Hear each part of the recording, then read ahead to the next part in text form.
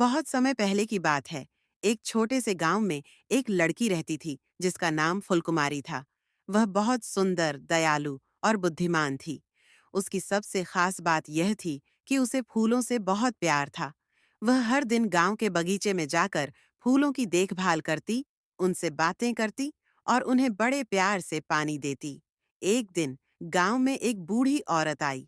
उसने फुलकुमारी से कहा, अगर तुम सच में फूलों से इतना प्यार करती हो, तो पहाड़ियों के पार एक जादुई बगीचा है, लेकिन वहां जाना आसान नहीं है। फुलकुमारी के मन में उस बगीचे को देखने की इच्छा जागी। वह अगले ही दिन सुबह सफर पर निकल पड़ी।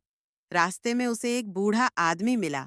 उसने फुलकुमारी से कहा, यदि तुम जादुई बगीचे तक पहुंचना चाहती हो, तो तुम्हें 3 परीक्षाएं पास करनी होंगी।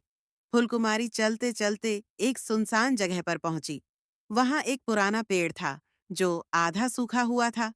पेड़ ने फुलकुमारी से कहा, मुझे पानी चाहिए, लेकिन मेरा कुआं बहुत गहरा है। क्या तुम मेरी मदद करोगी? फुलकुमारी ने बिना सोचे समझे अपना सारा पानी पेड़ को दे दिया।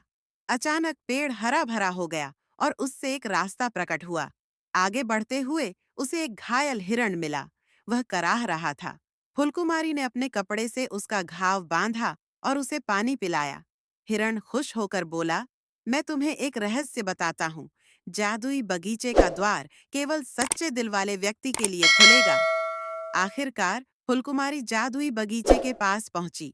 वहां एक विशाल पत्थर का दरवाजा था, जिस पर लिखा था, केवल वही प्रवेश कर सकता है जो अपने दिल की सच्चाई जानता हो।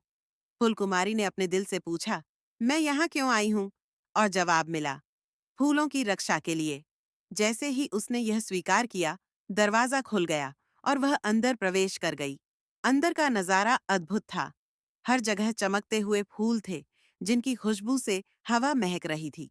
पक्षी मीठे गीत गा रहे थे और एक सुंदर झरना बह रहा था। तभी एक सुंदर परी प्रकट हुई और बोली, फुलकुमारी, तुमने अपनी सच्चाई को पहचाना है। अब यह बगीचा तुम्हारा है। इसकी देखभाल करो और इसे कभी नष्ट न होने देना। फुलकुमारी गांव वापस आई और वहां के लोगों को भी फूलों का महत्व समझाया। धीरे धीरे पूरा गांव एक सुंदर बगीचे में बदल गया। इस कहानी से हमें यह सीख मिलती है कि धैर्य, दयालुता और सच्चाई हमें किसी भी लक्ष्य तक पहुंचा सकती हैं।